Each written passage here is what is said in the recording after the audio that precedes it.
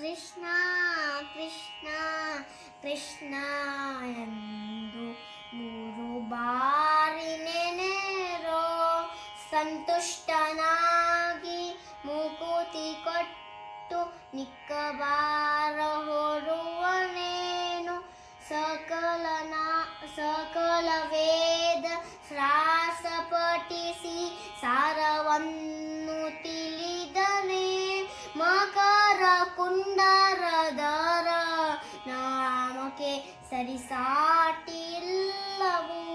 ಕೃಷ್ಣ ಕೃಷ್ಣ ಕೃಷ್ಣ ಎಂದು 3 ಬಾರಿ ನೆನೆರೋ, ಕಮಲನಾಭನ ಚಿಹ್ನೆಯನ್ನಿ ಧರಿಸಿಕೊಂಡು ಮೇರೇನು.